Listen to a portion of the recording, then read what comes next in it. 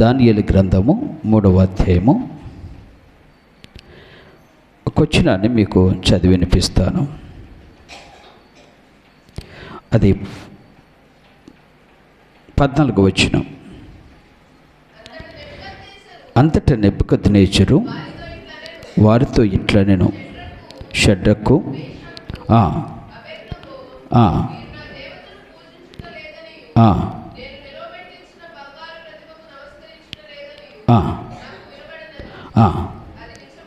అది చాలు. 25వ వచనం కూడా చదువుతున్నాను. అందుకు రాజు, నేను 4 మనుషులు బంధకములు లేక అగ్ని సంచరించుట చూచుచున్నాను, వారికి హాని ఏమీ కలుగలేదు. 4వ రూపము దేవదూతల రూపమును పోలినదని వారికి ప్రత్యుత్తరం ఇచ్చాను. ఇది చాలా చక్కటి మాట. ఒక అన్య రాజు దేవుని బిడ్డల పట్ల చేసిన కార్యాన్ని జ్ఞాపకం చేసుకుంటూ ఆయన చేసిన కార్యాన్ని తన జీవితంలో అయ్యో ఎందుకు చేశాను ఈ పని అని అట్ట ఆలోచన చేస్తూ మాట్లాడుతున్న మాట ఏంటయ్యా అంటే, 4వ రూపమట దేవదూతల రూపమును పోలినదై ఉన్నది అని చెప్పాడు.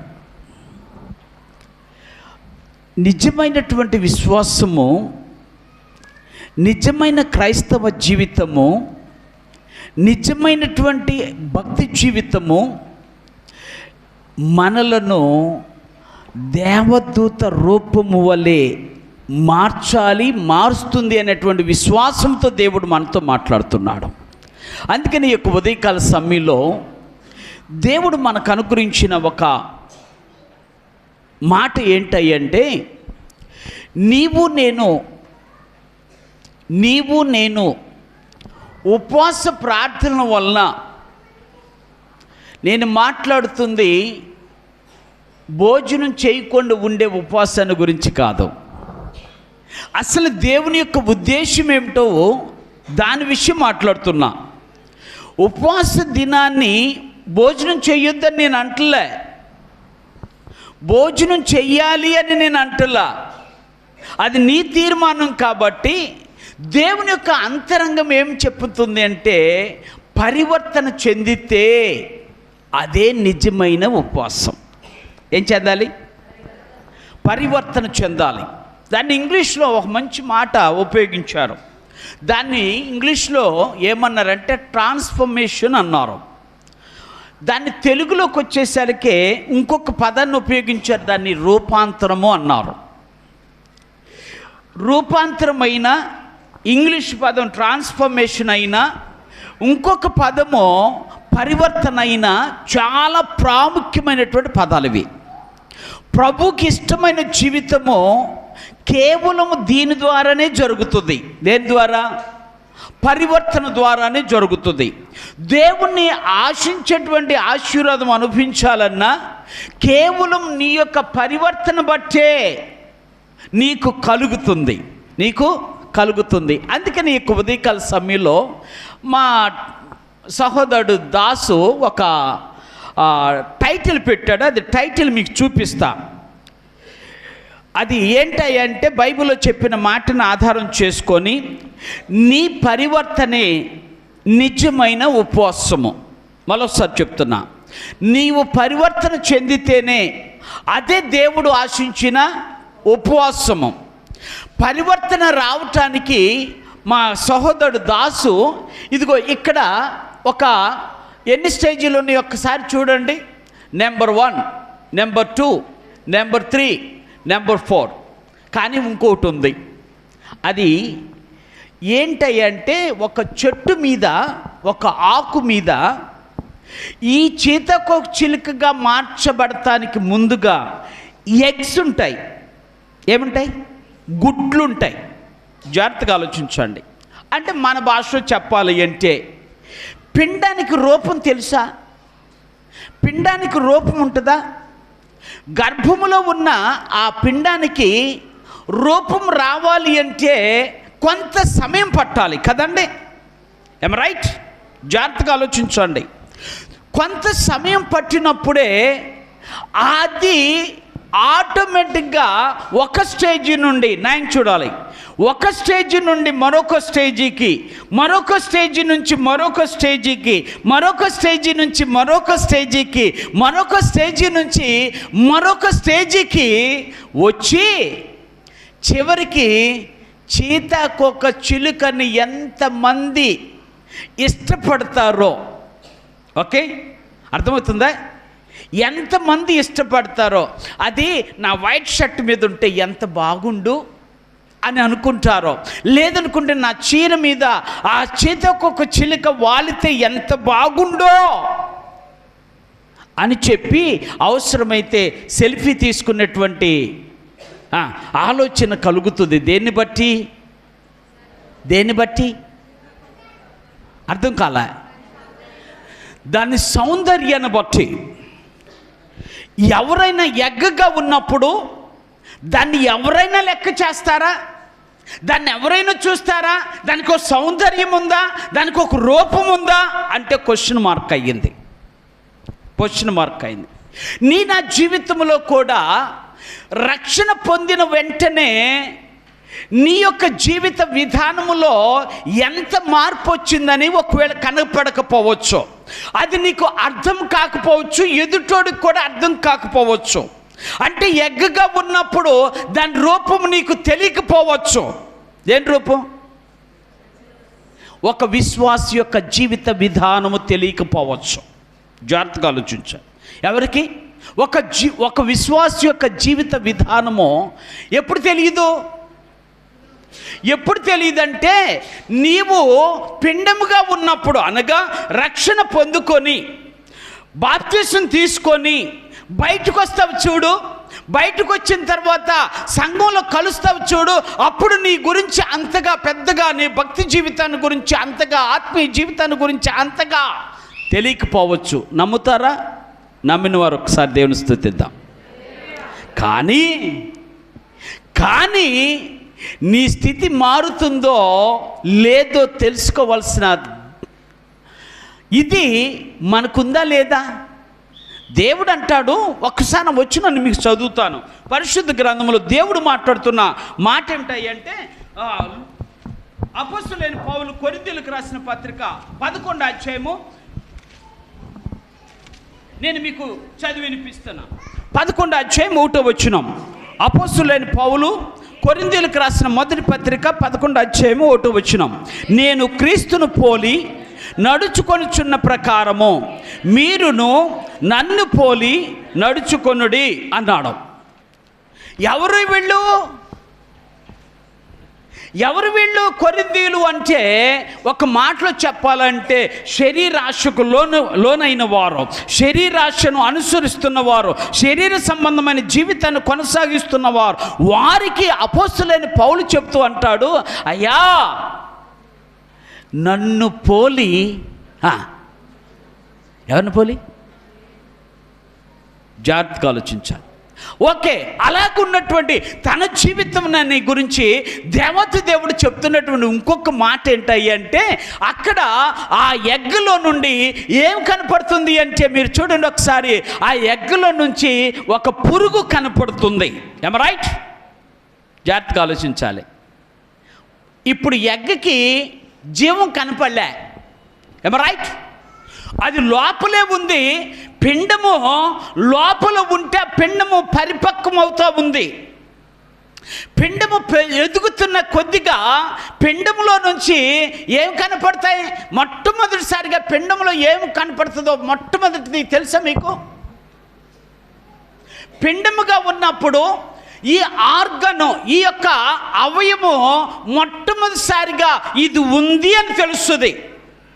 చేతులు తెలియవు, కాళ్ళు తెలియవు, మెదడు కూడా తెలియదు. కావాలంటే మీరు చూసుకోండి, ఏం తెలుస్తుంది? ఎస్, హార్ట్ బీట్ అంటే హృదయం ఉంది అని తెలుస్తుంది. ఎవరికి? అందుకనే అమ్మా నీ బిడ్డ గుండె బాగా కొట్టుకుంటుంది, నీ బిడ్డ అర్థం ఏంటి చెప్పనా? నీ బిడ్డ బ్రతికే ఉంది. అర్థమవుతుందా? నీ బిడ్డ ఎలా ఉంది? బ్రతికే ఉంది. ఇప్పుడు ఆ ఎగ్గులో నుంచి బయటకు వచ్చినటువంటి ఆ బిడ్డ ఏ విధంగా అయితే నీకు నాకు గుండె కొట్టుకుంటున్నట్టుగా, ఒక అవయవం ఏర్పడినట్లుగా ఎలాగైతే ఉందో, జీవం పోసుకున్నట్టుగా ఉందో, ఆ యొక్క జీవితాన్ని గురించి దేవాతి దేవుడు మాట్లాడుతున్న మాట ఏంటంటే, నీవు నేను కూడా ఎలా ఉండాలి? జీవము కలిగిన వారముగా ఉండాలి. ఆమేన్ చెప్తాం. ఏ విధంగా నువ్వు జీవము కలిగి ఉంటావో, ఏ విధమైన జీవము నీలో ఉందో, ఆ జీవమా నిర్జీవమా, అది సజీవమా నిత్య జీవమా, దేని విషయంలో నువ్వు కాన్సన్ట్రేషన్ చేస్తున్నావో అదే నీ జీవితానికి ఆశీర్వాదాన్ని కలిగిస్తుంది. చూడండి, జాగ్రత్తగా ఆలోచిద్దాం. ఎందుకు ఈ విషయాన్ని చెప్తున్నా అంటే, మానవ జీవితాన్ని గురించి ఎప్పుడైతే విశ్వాస జీవితంలోకి అడుగుపెట్టి ప్రాణం పోసుకున్నటువంటి మనిషిగా నువ్వు బ్రతుకుతున్నావు అంటే, ఒక తప్పుడు నీ జీవితం ఎలా ఉంటుందంటే గొంగళి పురుగులాగా ఉంటుంది. దాని పురుగు పేరు గొంగళి పురుగు. ఏ పురుగు? ఎగ్గగా ఉన్నప్పుడు అబ్బా సూపర్ ఉంది అనిపిస్తుంది, పిండంగా ఉన్నప్పుడు బాగానే ఉంది అనిపిస్తుంది, పిండం బయటకు వచ్చిన తర్వాత కూడా బాగానే అనిపిస్తుంది. చాలా రైట్. కానీ పిండం ఎదిగి పెద్దవాడు అయిన తర్వాత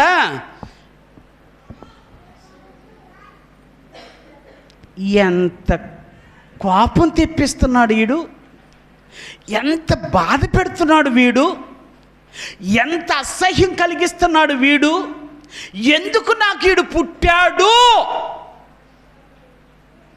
బాధపడతా చెప్తున్నా ఈ విషయాన్ని. అన్ని వేదన చెందిన తల్లిదండ్రులు లేరా? వేదన చెందినటువంటి బిడ్డలు, వేదన కలిగించే బిడ్డలు లేరా? కానీ దేవుడు మాట్లాడుతున్న మాట ఏంటంటే, అక్కడ నువ్వు చేయవలసిన పని ఏంటంటే, నువ్వు చెప్పవలసినటువంటి విషయం ఏమిటంటే, అయ్యా నీకు కూడా ఒక దినము దేవుడు సిద్ధపరిచాడు, ఆ దినమును నీ మహిమను నువ్వు కన్నులారా. కానీ మనం చెప్పం, చచ్చినోడు అట్టోటోడు ఎట్టోటోడు ఈట్ చేస్తున్నాడు అని ఏం చేస్తావు? చేతులెత్తి చెప్తున్నా, దేవుడు మాట్లాడుతున్న మాట చెప్తున్నా. నీకు అసహ్యాన్ని పుట్టించుండొచ్చు, నీకు కోపం రప్పించుండొచ్చు, దాన్ని చూస్తే ఎంత చిరాకు పడతావో. దేన్ని చిరాకు పడవా? అబ్బా గొంగళిపురి బలిగా ఉంది, దాన్ని తీసుకో అంటవా? నేను అప్పుడప్పుడు వాటిని చూసి మా పిల్లలతో జోకులు వేస్తా. మా పిల్లలతో ఏమంటానంటే, ఆ గొంగళి పురుగు చూసావా నాన్న? చూసా, దాన్ని పట్టుకొని పళ్ళు రుద్దుకుంటే ఎంత తెల్లగొంటాయి అనుకుంటావు అంట. పళ్ళు అర్థమవుతుందా? అంటే అంత అసహ్యంగా ఉంటుంది. ఏ మనుషుడు కూడా దాన్ని పట్టుకోవాలని కానీ, దాన్ని దగ్గరకు ఉండాలి కానీ, దాని మీద ఎక్కించుకోవాలని కానీ ఏ మనుషుడు ఇష్టపడ్డో. తప్పిపోయిన యవనస్తులారా, దేవుడు చెప్తున్నటువంటి మాట, ఒకవేళ నువ్వు ఆ స్థితిలో ఉన్నా, నిన్ను ప్రేమించిన దేవుడు ఒక్కడే నీకు సమాధానం ఇస్తాడు. నిన్ను ప్రేమించిన దేవుడు, నువ్వు ప్రేమించులా. కానీ గొంగళి పురుగుగా ఉన్నటువంటి మన జీవితాలను ప్రేమించిన మహోన్నతుడైన దేవుడు మన యేసయ్య. రైట్? అవునంటారా కాదంటారా? అసహించుకున్నాడా? కొట్టి దూరం పంపించాడా? ఇంకా దగ్గర చేసుకుంటున్నాడు. ఎందుకో తెలుసా? ఒక దినాన నీ స్థితి మారుస్తాడు అని, ఒక దినాన నీ స్థితి మారిపోతుందని, ఒక దినాన నీ జీవితంలో ఒక గొప్ప మహిమను చూడబోతున్నావు అని నా దేవుడు చెప్తున్నటువంటి మాట ఏమిటంటే, ఈ గొంగళి పురుగును ఏం చేశాడు? దేవుడు మారుస్తున్నాడు. మూడో స్టేజికి వస్తున్నాం. జాగ్రత్తగా మీరు ఆలోచించండి. ఆ తర్వాత వాక్యంలోకి వెళతా. ఆ తర్వాత గురించి కనుక మీరు ఆలోచన చేస్తే, అక్కడ ఉన్నటువంటి ఆ గొంగళి పురుగు రోజు రోజుకి తగ్గిపోతూ, రోజు రోజుకి ఆయుష్ తగ్గించుకుంటూ, చివరికి ఎందుకు పనికి రానటువంటి ఒక ఏంటిది, ఒక పురుగు కాస్త బాగా గట్టి పడిపోయి ఏమైపోయింది, గట్టి పడిపోయి ఇదిగో ఇలా తయారైంది. ఇక్కడ చూడండి ఎలాగుంది. ఇప్పుడు చెప్తా, దానిలో జీవం ఉందా? ఉంది. ఆమేన్ చెప్దాం. దాంట్లో జీవం ఉందా అంటే ఉంది. దాంట్లో రూపం ఉందా అయితే ఉంది. దాంట్లో జీవం ఉంది, దానికి ఒక రూపం ఉంది. అందుకనే ఈ రూపము ఎవరికి కనిపించలా. ఆ రూపం యొక్క స్థితి ఏంటో ఎవరికి తెలియలా. అర్థమవుతుందా? నీ స్థితి ఏంటో చెప్పనా? నువ్వు దేవునిలో ఉన్నప్పుడు నీ స్థితి ఎవ్వరికీ కనిపించకపోవచ్చు. am I right? నీ భక్తి జీవితం ఎవ్వరికీ అర్థం కాకపోవచ్చు. నీ పరివర్తన జీవితం ఎవ్వరికీ ఇష్టము ఉండకపోవచ్చు. am I right? అవునంటారు కదా. ఒకప్పుడు మీరేమంటారు తెలుసా? అన్నా ఎంత ప్రార్థన చేస్తున్నా ఏదో నా జీవితంలో జరగవలసినవి జరగకపోతున్నాయన్నా అని అంటారు. అవునా? జరుగుతున్నాయా అన్నీ? ఎందుకు జరగట్లా? భక్తి జీవితంలో లోపం అంటారా? నేనైతే ఒప్పుకోను. భక్తి జీవితమే లేకపోతే ఇక్కడ కూర్చోలేవు. ఆమెను చెప్తాను. భక్తి లేకపోతే, దేవుని మీద భక్తి లేకపోతే, దేవుని మీద భయం లేకపోతే, దేవుని సన్నిధి విశ్వాసం లేకపోతే నీవు ఏనాడు కూడా ఇక్కడ కూర్చోటానికి అవకాశం ఉండదు. కానీ నువ్వేం చేస్తున్నావంటే, నా స్టేజి అక్కడ ఉండదు బాగానే ఉంది, అది కూడా బాగానే ఉంది, ఇప్పుడు ఇదేంటి ఇలాగైపోయింది? కనబడని క్రైస్తవులుగా చాలామంది లోకంలో కనబడుతున్నారు. తెలుసా మీకు ఆ విషయం? ఎక్కడ నేను చూడాలి. కనబడని క్రైస్తవులుగా లోకంలో చాలామంది ఉన్నారు. వాళ్ళ భక్తి జీవితం చాలా ఆశ్చర్యంగా ఉంది, చాలా అద్భుతంగా ఉంది, బయటకు చెప్పుకోలేరు. కానీ వారు మాత్రము లోపల నా దేవుణ్ణి ఆరాధించేటువంటి భక్తులు లోకంలోకి వచ్చేస్తున్నారు. లోపల ఆరాధించే భక్తులు వస్తున్నారు. కావాలంటే మీరు చరిత్రను చెప్తున్నాను, మీరు జ్ఞాపకం చేసుకోండి. ప్రపంచ చరిత్రలో ఈ రోజున దేవుని యొక్క మహిమను చూస్తున్నటువంటి ఆ మహా గొప్ప దేశాలను కనుక పరిశీలన చేస్తే నా దేశము కూడా ఉంది. ఆమేన్ చెప్తాను. దేవుని మహిమను చూస్తుంది నా దేశము కూడా. దేవుని ప్రజలు చూపిస్తున్నారు దేవుని మహిమను. ఎలాగూ అంటే కనబడని ప్రార్థన. ఓకే, నేను చూడాలి. కనబడని ప్రార్థన. అందుకని చెప్తా, బైబిల్లో చెప్పిన మాట యేసుక్రీస్తు అంటాడు, నువ్వు ప్రార్థన చేయనప్పుడు నీ గదిలోనికి వెళ్ళి తలుపులు వేసుకొని రహస్యమందున్న నీ తండ్రికి ప్రార్థన చెయ్యము. రహస్యముగా చేసిన ప్రార్థన ఆయన నీకు బహిరంగముగా జవాబిచ్చును. ఆమేన్ చెప్దాం. ఎలా ఇస్తాడు? మనం ఎలా చేస్తాం?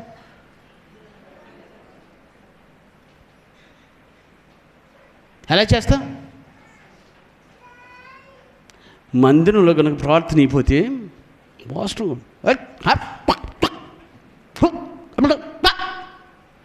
అని మనసులో ఎన్ని మాటలు వస్తాయో మనసులోని బయటికి రావులేండి.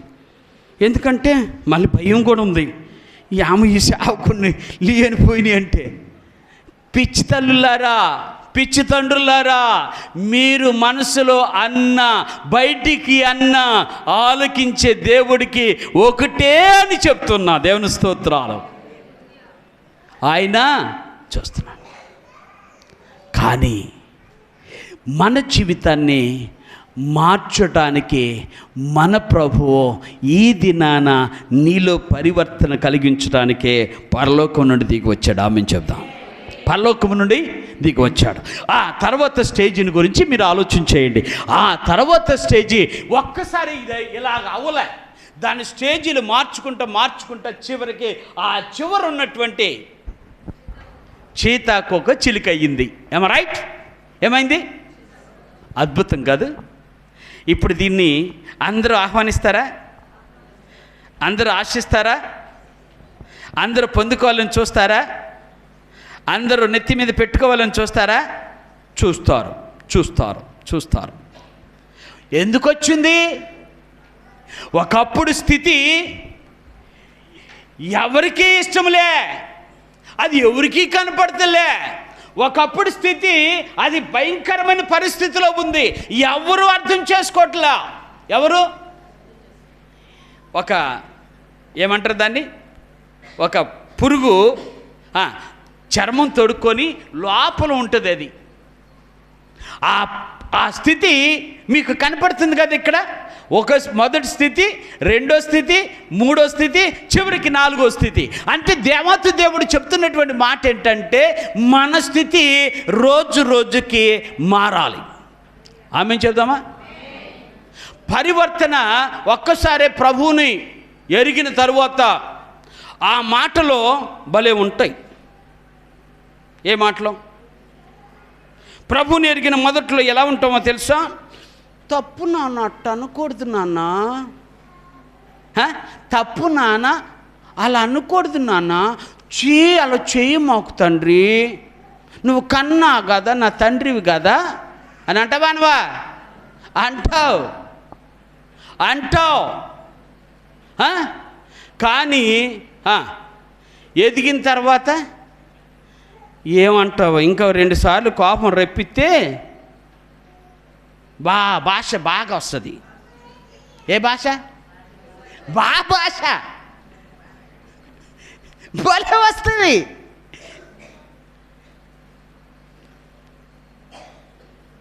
ఓకే, జాగ్రత్తగా ఆలోచించండి. దేవునికి ఇష్టమైన స్థితికి నువ్వు నేను రావాలని ఆశించాడు. ఆమెను చెప్దాం. దేవునికి ఇష్టమైన స్థితికి రావాలంటే ఒక రోజుతో అయ్యేది కాదు, ఒక దినముతో జరిగేది కాదు, ఒక సంవత్సరంతో జరిగేది కాదు. ఈ చీతకొక చిలుకగా మారటానికి ఎన్నో స్టేజీలు దాటొస్తుంది. ఎన్నో స్టేజీలు దాటొస్తుంది. దేవునికి ఇష్టమైన బిడ్డగా నువ్వు నేను మార్చబడటానికి ఎన్నో స్టేజీలు దాటుకుంటూ రావాలి. అర్థమైందా? అర్థమైందా? ఒక్కొక్కళ్ళు మన యవనస్తులు అంటారు, రై ప్రార్థనకి వెళ్ళురా, ప్రార్థనకి వెళ్దాం పదరా అంటే, అబ్బో అయ్యుడు పరలోకం నుండి దిగొచ్చినట్టున్నాడు, అయ్యో ఈడు నన్ను ప్రార్థనకు రావంటున్నాడు. అలాంటి సంగతి చూసివా? ఓయ్ నా దేవుని బిడ్డలారా, దేవుని మందిరంలో కూర్చుంటే దేవుడే నిన్ను నన్ను మార్చేస్తాడు. ఆమెను చెప్తాను. దేవునికి అసాధ్యమైనది నిన్ను మార్చడానికి నా దేవుడు ఈ మందిరాన్ని ఏర్పాటు చేశాడు. నీ జీవితాన్ని బాగు చేయడానికి నా దేవుడు ఈ మందిరాన్ని ఏర్పాటు చేశాడు, ఈ సేవకుని ఏర్పాటు చేశాడు. నీ కోసమే ఉంటున్నాడు తప్ప, నీ కోసమే నా దేవుడు ఆలోచిస్తున్నాడు తప్ప మరొకటి కాదు అనే విషయాన్ని జ్ఞాపకం చేసుకోండి. అందుకని ఈ ఉదయకాల సమయంలో గుడ్డుగా ఉన్న మనము చీతాకొక్కగా మార్చబడాలి. అది దేవునికి ఇష్టమైన కార్యం, దేవునికి ఆనందాన్ని కలిగించే కార్యం, దేవునికి ఇష్టడుగా జీవించే కార్యము, దేవుని యొక్క నామమును ఎరిగిన కార్యము, దేవుని నామములో వర్ధిల్లుతున్నటువంటి స్థితిగతులను దేవుడు చూస్తూ దేవుడు మాట్లాడుతున్న మాట ఏమిటాయి అంటే, ఇప్పుడు అసలు విషయంలోకి వస్తా. ఈ రోజున మీకు తెలుసో తెలియదో, ఈ రోజున ఒక స్పెషల్ డే తెలుసా మీకు? Anybody here? చాలా స్పెషల్ డే. నాకు కూడా తెలియదులేండి, ఎవరో మీలాంటి వాళ్ళు పంపిస్తే చూశా. ఈ రోజున స్పెషల్ డే అంటే ప్రపంచ ఆలోచన దినం. నిజంగా నాకు అర్థం అవుతలే. ఇప్పుడు ఇదివరకు మా ఊర్లో చిన్నప్పుడు నాకేం తెలియదు ఈ దినాలు. నాకు తెలిసిన దినం వల్ల మాకు తెలిసిన దినం వల్ల క్రిస్మస్, ఈస్టర్, జనవరి, మళ్ళీ ఇటు స్కూల్కి వెళితేనేమో ఆగస్టు 15, జనవరి 28, ఓకే జనవరి 26, ఈ తప్ప మాకు ఇంకేం తెలియదు. ఇప్పుడు అన్ని దినాలు వచ్చేస్తున్నాయి మన దినం చేయడానికి. ఈ రోజున ప్రపంచ ఆలోచన దినం. జాగ్రత్తగా ఆలోచించాలి. ఈ మాటను ఎందుకు చెప్తున్నానో, ఎందుకు దేవుడు ఈ రోజునే ఈ సందేశాన్ని ఎందుకు ఇవ్వమన్నాడు నాకు కూడా తెలియలా. మనం పరివర్తన చెందాలనే విషయాన్ని గురించి ఎందుకు ఈరోజే చెప్తున్నాను నాకు తెలియలా, అర్థం కాలా. ఆ పోస్ట్ చూసిన తర్వాత నాకు ఆశ్చర్యం వేసింది. Maybe you have to change your thought in your life so that God will please with you. దేవుడు నీతో ఆనందించడానికి, దేవుడు పరివర్తన జీవితాన్ని కలిగించడానికి ఈ రోజున నిన్ను అడుగుతున్న ప్రశ్న ఏంటంటే, ఈ రోజైనాను కొంచెం ఆలోచించవా నీ జీవితాన్ని గురించి? ఈ రోజైనా నీ జీవితాన్ని గురించి ఆలోచించవా? ఆలోచిస్తే అర్థమవుతుంది. ఏమ రైట్? జాగ్రత్తగా ఆలోచిద్దాం. ఆలోచిస్తే అర్థమవుతుంది. ఓకే, ఏమని ఆలోచించాలి?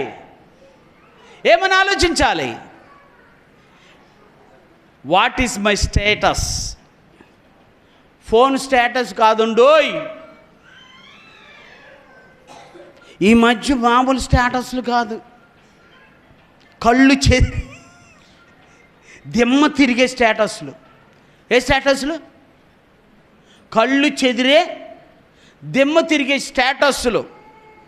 ఎట్ట పెడతారా అనిపిస్తుంది, నాకు భయం వేస్తుంది కూడా. నేను నిజం పెట్టనమ్మా. నేను ఏదన్నా నా ఆర్టికల్ రాసుకుంటే నేను స్టేటస్లో పెడతా, నా ఫోటో కూడా పెడతానికి ఇష్టపడను. అంటే మళ్ళీ మీరు లాజిక్ తీయొద్దు, అయ్యగారికి దిష్టి తగిలిద్దని భయం అనుకోవద్దు, దండం పెడతా. అంటే మీరు చాలా జాగ్రత్తగా ఆలోచిస్తారు, అందుకేనే. కానీ ఈ ఆలోచన దేవుని సన్నిధిలో చెప్తున్నా, దేవుని పట్ల నీకున్న ఆలోచనలు మారితే దేవుడే నిన్ను మారుస్తాడు. ఆమేన్ చెప్దాం. దేవుడే నిన్ను మారుస్తాడు. నీలో పరివర్తన కలిగితే ప్రభు యొక్క ప్రతిఫలాన్ని నువ్వు కన్నులారా చూస్తా. నీలో కనుక దేవుడు ఆశించినటువంటి మార్పు అనేది జరిగితే దేవునికి ఇష్టడుగా నువ్వు జీవించడానికి దేవుడే సహాయపడతాడు. ఇద్దరు మనుషులు చెప్పి నేను త్వరగా ముగిస్తా. ఒక మనిషి పేరు రాయబడింది కానీ ఇంకో మనిషి పేరు రాయబడలా. Whatever it may be, that is good. Okay, పేరు పెట్టబడినటువంటి ఆ మనిషి మగ్దలేనే అనే ఊరు నుంచి వచ్చింది మనిషి, స్త్రీ. ఏ ఊరు నుంచి? మగ్దలేనే అనే ఊరు నుంచి వచ్చినటువంటి స్త్రీ. ఆమె పేరు చేదు మరియా. చేదు మరి అంటే చేదు. ఓకే, అర్థమవుతుందా? ఏంటిది? మరియా. ఓకే, ఇప్పుడు రెండు కలిపితే మగ్దలేని మరియా. తెలుసా మీకు? ఓకే, అబ్బా భలే చెప్తారు మీరు. Okay, number 1 మగ్దలేని Mariya. ఒక వచనం చదువుతాం, మీకు అర్థమవుతుంది. మగ్దలేని మరియను గురించి దేవాతి దేవుడు సెలవిస్తున్నటువంటి ఒక మాట చెప్తాను. లూకా సువార్త 8వ అధ్యాయము 2-3 వచనాలు చదువుతున్నాను, జాగ్రత్తగా ఆలోచించేద్దాం. లూకా సువార్త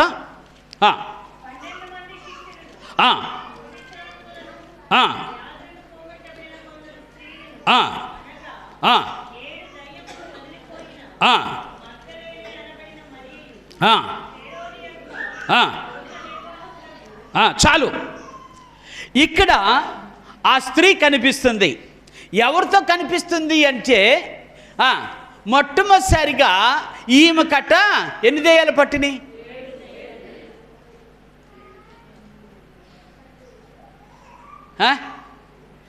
నెంబర్ 1 దెయ్యం, దేవుని సన్నిధికి రాని దెయ్యం. రైట్. నెంబర్ 2 దెయ్యం, దేవుని సన్నిధిలో శ్రద్ధ లేని దెయ్యం. ఏ దెయ్యం? శ్రద్ధ లేని.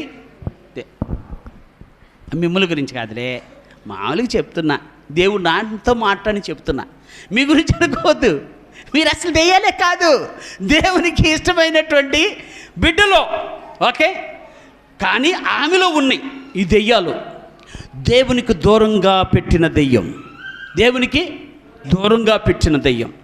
ప్రార్థన చేయని దెయ్యం, ప్రార్థన చేయటం తెలియదు.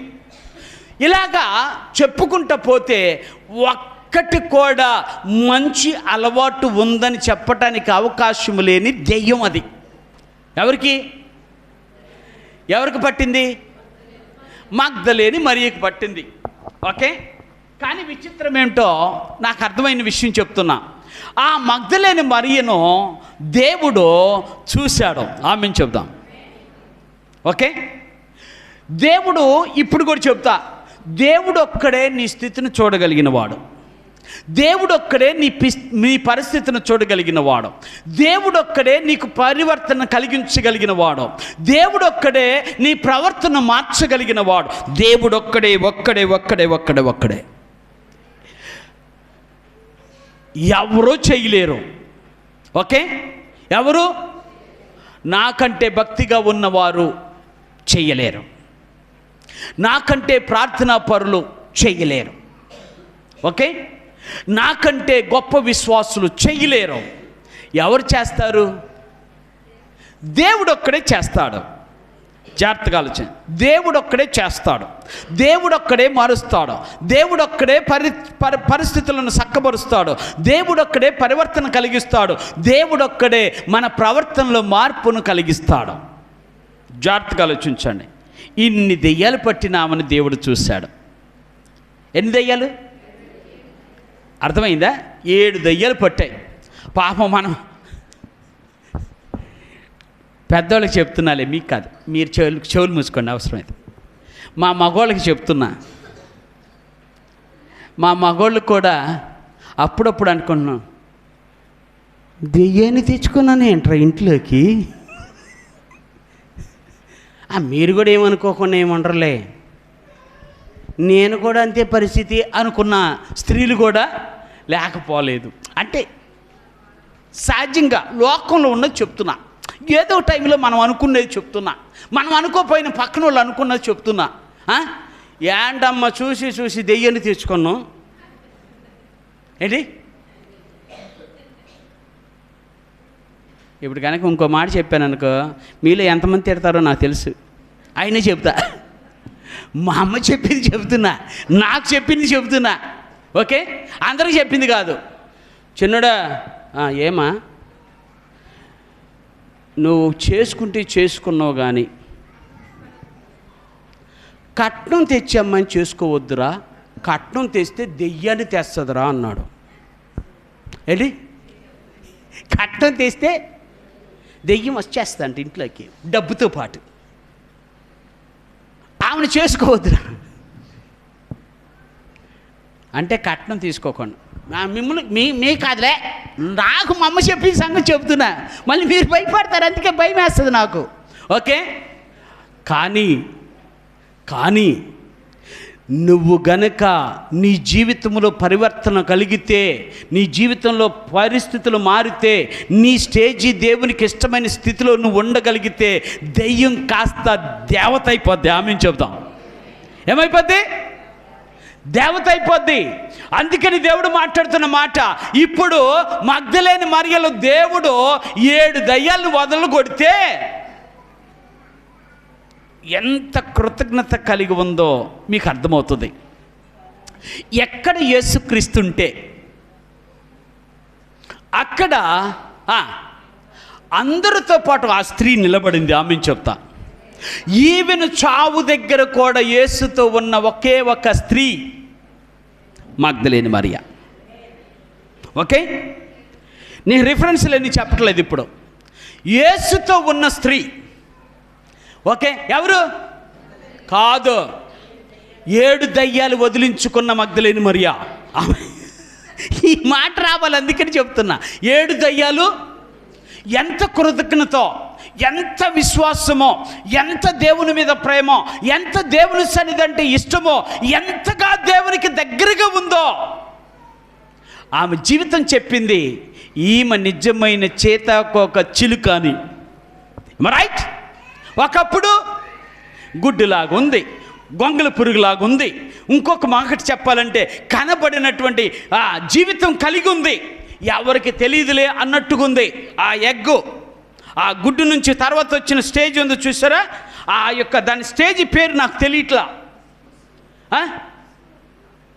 ముసుగు వేయబడిందే, అది ఆ స్టేజిలో ఉంది. అది ఎవరికి అర్థం కాల, ఎవరికి అర్థం కాల, అలానే ఉంది. కానీ ఒక్కసారి దేవుణ్ణి కలుసుకుంది, దేవునితో కలుసుకొని చెప్పుకుంది, నాకయ్యా 7 దెయ్యాలు ఉన్నాయటయ్యా, మా ఊర్లో వాళ్ళు చెప్పారు, ఏదో ఒక విధంగా నువ్వు వదిలిస్తే బాగుంటుందయ్యా, నువ్వు వదిలిస్తే నీ పాదాల దగ్గర కూర్చుంటానయ్యా అంది. దేవుడు వదిలిచ్చాడు. ఆమెను చెప్తాం. వదిలించుగానే ఆమె దేవుని యొక్క సన్నిధిలో నిత్యము ఉన్నది. పరివర్తనకి మొదటి సూచన ఏంటో చెప్పనా? దేవునికి దగ్గరగా దేవుని సన్నిధిలో నువ్వు నేను గడిపితే ఎంతకంటే శ్రేష్టమైన జీవితం నా దేవుడు నీ నుండి కోరుకోటలా. మన్నులు మాణిక్యములున్నా, మేడమిద్దెలు ఎన్నున్నా, మదిలో యేసు లేకున్నా, ఏది ఉన్నా అది సున్నా. ఏంటిది? మదిలో యేసయ్య లేకపోతే, యేసయ్య మందిరములో నువ్వు నిలవకపోతే, నీవు దేవుని సన్నిధిలో ప్రార్థించకపోతే, నువ్వు దేవుని దగ్గర పరివర్తన కలిగిన ఇష్టమైన బిడ్డగా నువ్వు ఉండకపోతే, నా దేవుడు ఏమంటాడు? నీకు ఈ దినమిచ్చా మారు అంటాడు. నీకు ఈ దినమిచ్చా ఆలోచించు అంటాడు. నీకు ఈ దినమిచ్చా పరివర్తనలోకి రా అని చెప్తాడు. ఈ దినమిచ్చాను, పరివర్తన చెందటానికి ఇష్టపడు, ప్రవర్తన మార్చుకో అని దేవుడు చెప్తాడు. చెప్పినా వినకపోతే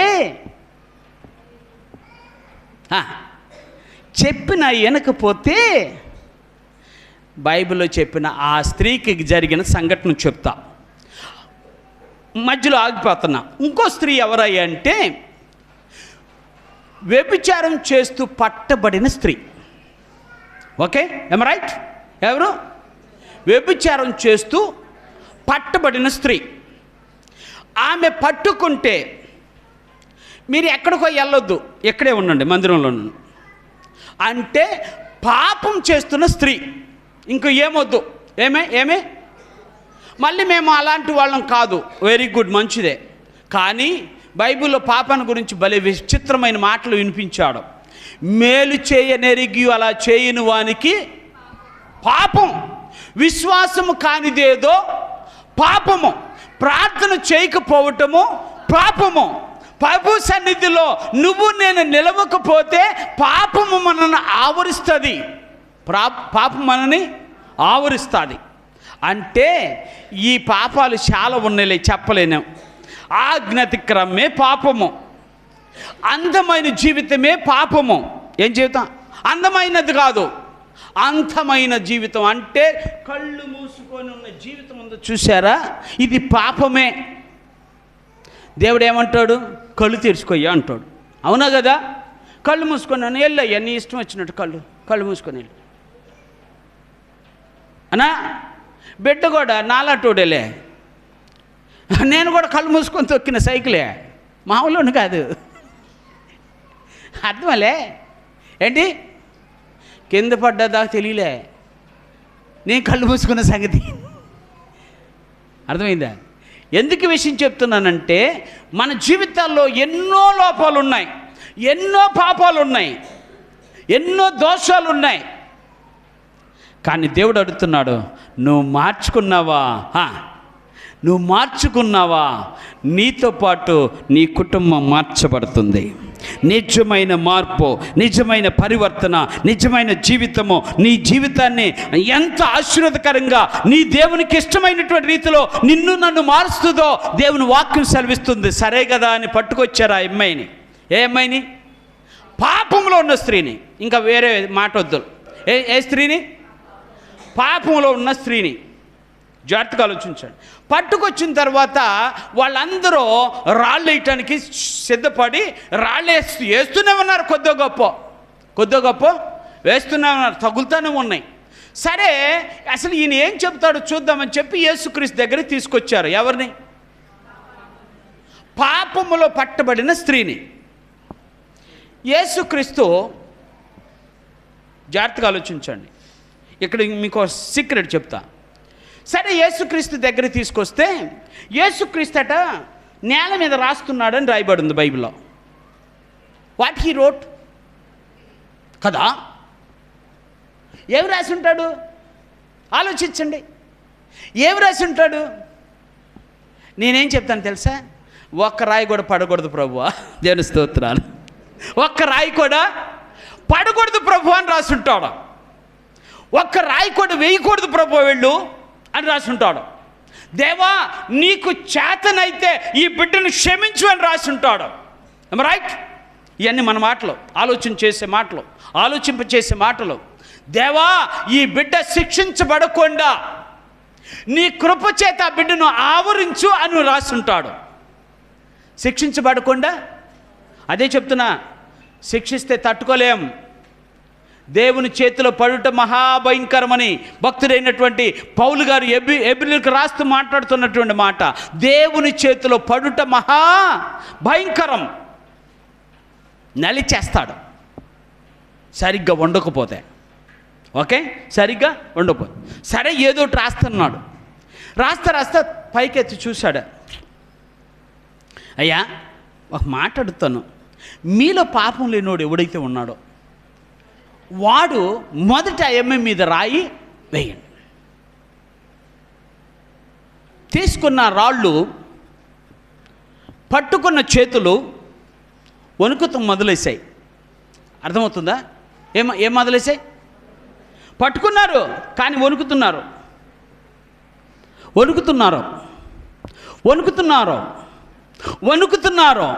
చివరికి వణికి చేతిలో ఉన్న రాయి కింద పడిపోయింది.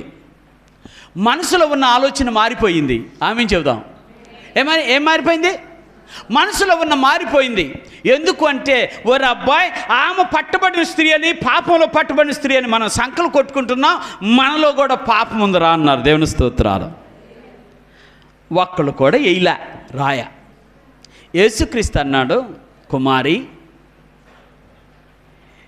నువ్వు వెళ్ళు, ఇక ఎన్నడూను పాపము చేయకు. మారిపోయిందా? చరిత్ర చెప్తున్నా, మారిపోయి మహా గొప్ప కార్యాలు దేవుని కొరకు చేసింది. మహా గొప్ప కార్యాలు చేసింది. దేవునికి మహిమకరంగా నిలిచింది. ఎవరా స్త్రీ? నేను మీకు ఓపెన్గా చెప్తున్నా, మనకంటే దరిద్రమైన స్త్రీ, మనకంటే భయంకరమైన స్త్రీ, మనకంటే తన ఇష్టానుసారమైన జీవితాన్ని జీవించిన స్త్రీ, అందరికీ కోపం రప్పించిన స్త్రీ, అందరికీ ద్వేషం పుట్టించిన స్త్రీ ఈ రోజున ఏమైపోయిందో తెలుసా? ఏమైపోయింది? మారిపోయింది. దేవుని స్తోత్రాలు. మారిపోయింది. దేవుడు కూడా శిక్ష వేయల. కృతజ్ఞత కలిగి జీవించింది. ఇప్పుడు ఈ స్త్రీ దగ్గరకు వస్తున్నా. ఆ స్త్రీకి ఎలాంటి కృతజ్ఞత ఉందో ఈ స్త్రీకి కూడా అదే కృతజ్ఞత ఉంది. ఏంటి ఆ స్త్రీ చేసినటువంటి పని? నెంబర్ 1, ఆయనతోనే ఉంది. ఎవరితో? ఎవరా స్త్రీ? మగ్దలేని మరియ. ఓకే. రెండవది ఆయన శ్రమలో పాలు పొందింది.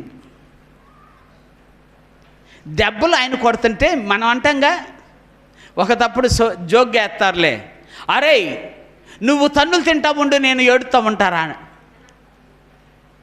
నువ్వు తన్నులు తింటూ ఉండు నేను ఏడుతా. మా కుర్రోళ్ళు వేస్తారు ఈ డైలాగులన్నీ. ఒకడు తన్నులు తింటే ఇంకొకడు ఏడుతాడు. నొప్పి ఎవరికి కలిగింది? ఆడు ఏడుతాడు కదా, ఈడెందుకు? ఇది ఓదార్చడానికి. అర్థమవుతుందా? సరే కదా అని చెప్పి ఆ తల్లి, మహాతల్లి, ఆమె దేవుని దగ్గర నిలిచింది. దేవుని శ్రమలో పాలు పొందింది. ఎందుకు ఈ విషయం చెప్తున్నా అంటే, దేవుడు శ్రమ పడుతూ ఉంటే, ఆయన కన్నీరు కారుస్తూ ఉంటే, ఆ స్త్రీ కూడా తనతో పాటే అక్కడే ఉండి కన్నీరు కార్చడం మొదలైంది. దేవుని స్తోత్రాలు. ఇప్పుడు చెప్తున్నా, నువ్వు కన్నీరు కారిస్తే దేవుడు నిన్ను కనికరిస్తాడు. ఆమె చెప్తాం. నువ్వు కన్నీరు కారిస్తే దేవుడు కరిగిపోతాడు. దేవుడు కరిగిపోతాడు. నువ్వు కన్నీరు కారిస్తే నా దేవుడు నీకు కరుణ చూపిస్తాడు, కరుణామయుడిగా ఉంటాడు. కన్నీరు కార్చడం నేర్చుకోవాలి. ఎందుకు?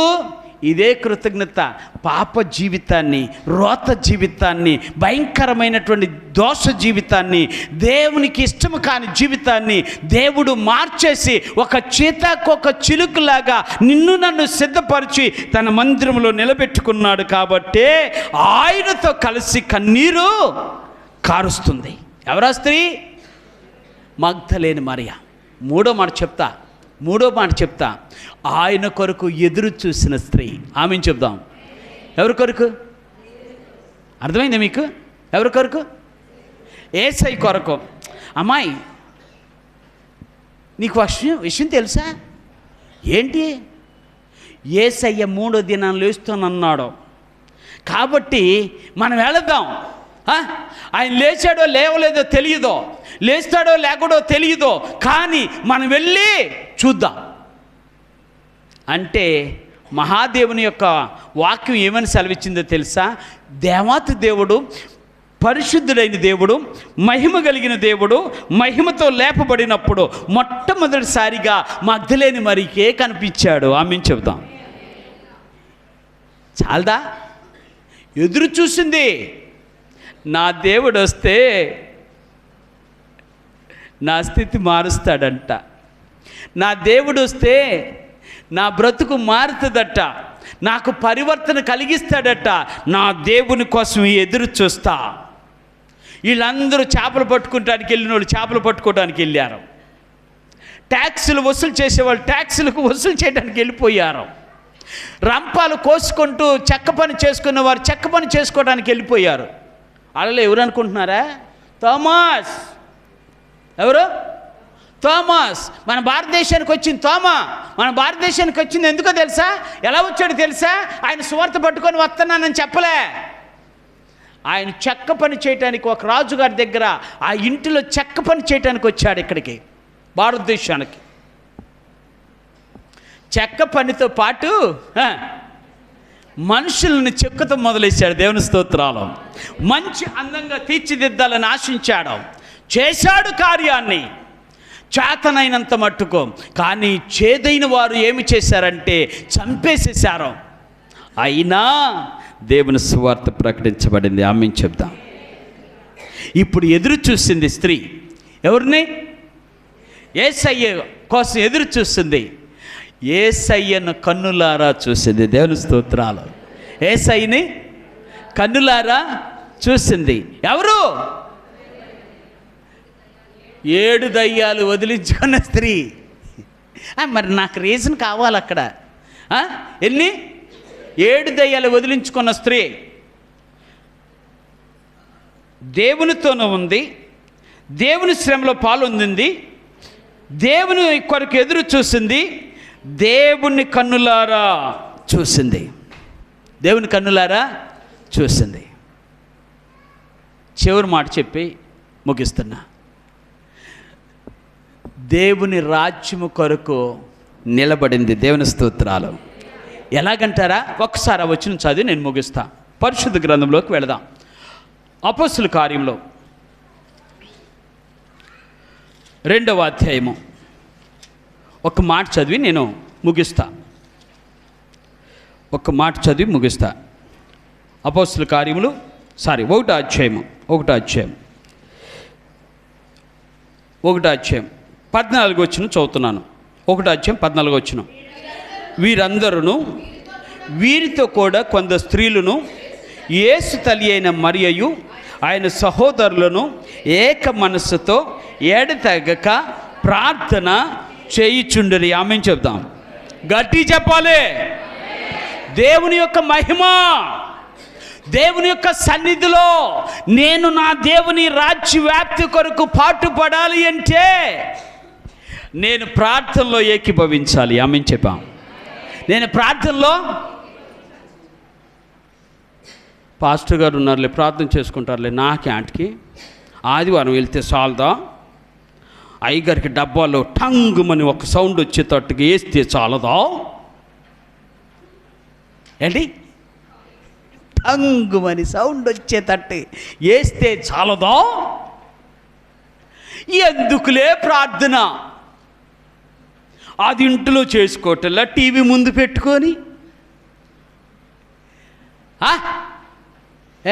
మీరు ఎబ్బెబ్బే మేము అట్లాంటి వాళ్ళం కాదన్నట్టు చూసారేంటి? కాదా? ఓకే, మంచిది మంచిది. కాకపోవటమే నేను కోరుకున్నది, నా దేవుడు కోరుకున్నది కూడా అదే. ప్రార్థన చేసేటప్పుడు నీవు నేను చూపించే శ్రద్ధాభక్తులు, నీవు నేను చూపించే ఆసక్తి, ఆశ్చర్యం దేవుని యొక్క మహిమను కన్నులారా చూసేలాగా చేస్తుంది. అందుకని దేవుడు భక్తుడైనటువంటి ఈయన చెప్తూ, లోకా గారు చెప్తూ అంటాడు, అపొస్తలుల కార్యంలో రాస్తూ అంటాడు, ఆ స్త్రీ కూడా ప్రార్థనలో ఏకీభవించిన స్త్రీ. ఆమేన్ చెప్దాం. ఏ స్త్రీ?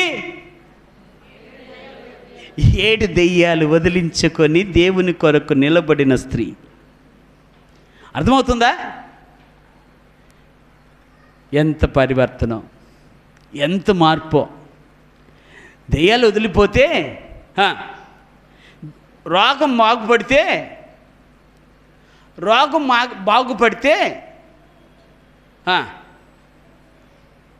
ఏం నవ్వుతున్నారు?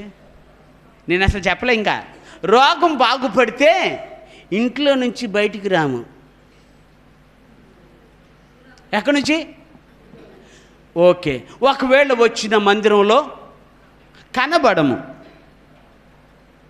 ఏమ్మా, దేవుడు బాగు చేశాడు కదా, మరి దేవుని దగ్గరకు వచ్చి సాక్ష్యం అని అన్న చెప్తాలేను, కుదిరితే ఎవడు కుదిరినప్పుడు చెప్తానన్న, నిజంగా వస్తానన్న, రావాలని నాకు ఉంది, కానీ పరిస్థితులు అనుకూలంగా లేవు. ఎంతసేపు ఊపుతారు తలకాయ. అది కాదు నేను అడుగుతుంది. నువ్వు ఇక్కడికి వచ్చి సాక్ష్యం చెప్పాలనో, మనోళ్ళకి అందరికీ స్వీట్లు పంచాలనో, అది కాదు నా దేవుడు కోరుకున్నది. నిజమైనటువంటి భక్తి, దేవుని దృష్టిలో నీవు పరివర్తన చెందినట్టుగా ఉండాలి. అదే నిజమైన భక్తి, అదే నువ్వు ఇచ్చే కానుక. దేవుడు అట్టి కృపను దేవుడు మనకు దయచేయను గాక, అట్టి జీవితాన్ని దేవుడు మనకు అనుగ్రహించును గాక. ఒక్కొక్క దినాన గుడ్డుగా ఉన్న మనము దేవుని కొరకు ఏర్పరచబడిన వారమై, దేవుని సన్నిధిలో మార్చబడిన వారమై, దేవుని యొక్క రాకడ కొరకు ఎదురు చూసిన వారమై, చివరికి ఏ కోకచిలక చేతాకోక చిలుకలాగా మారితే నువ్వెంత ఇష్టపడతావో నా దేవుడు అంతకంటే ఎక్కువ ఇష్టపడతాడు నిన్ను చూసి. మారదామా? మారదామా? మారదాం.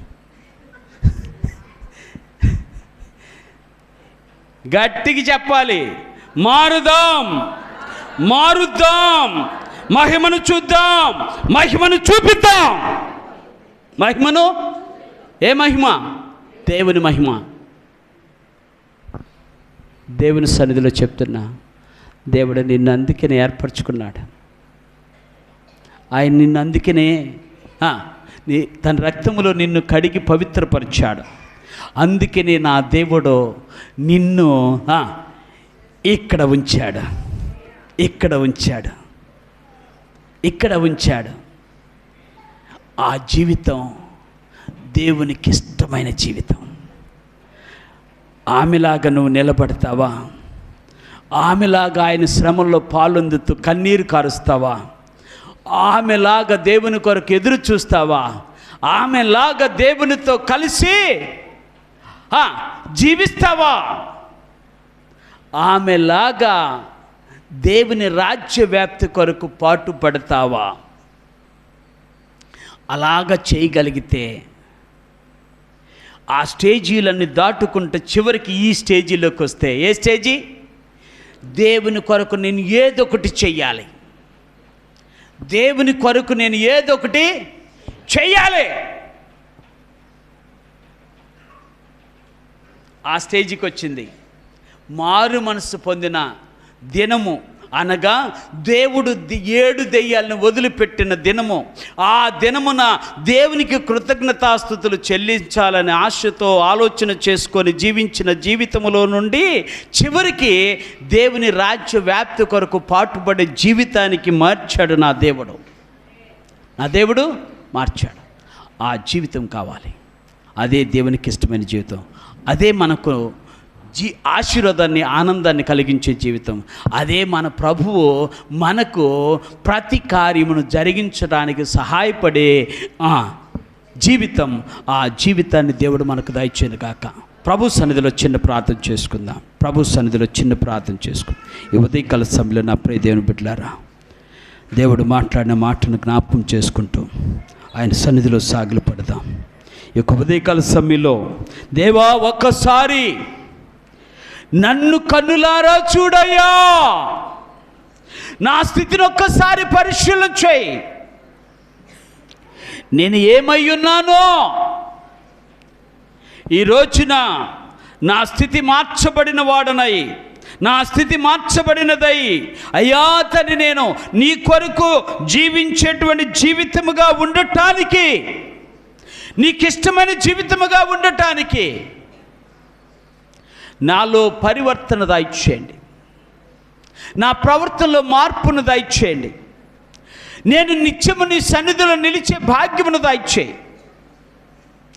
చివరికి నీ రాజ్య వ్యాప్తి కొరకు, అనగా సంఘ అభివృద్ధి కొరకు, అనగా రక్షణ లేని బిడ్డల కొరకు నేను నిలబడేవాడుగా నన్ను చేయి. ఇదే నీ ప్రార్థన అయితే మీ చేతులెత్తి ప్రభుని అడుగుదాం. నాతో ఏకీభవించండి. I want to do that one in my life. I want to do the work of the lord to extend his kingdom in this darkened world. దేవుని కృప మనకు సమృద్ధిగా దయచేయను గాక. పరిశుద్ధుడైన తండ్రి, నాతో మాట్లాడిన శ్రేష్టమైన మాటలను బట్టి స్తుతిస్తున్నాం. అవును ప్రభువా, ఒకానొక దినాన నా జీవితం ఏమీ అర్థం కాని జీవితం అయింది. ఒకానొక దినాన నా జీవితం ప్రభువా అందరికీ అసహ్యమైన జీవితం అయ్యింది. నాలోనే దెయ్యాలు, నాలోనే పాపాలు, నాలోనే శాపాలు, నాలోనే దోషాలు, నాలోనే అతిక్రమాలు, నాలోనే అన్ని విధమైనటువంటి శరీర సంబంధమైన ఆలోచనలు.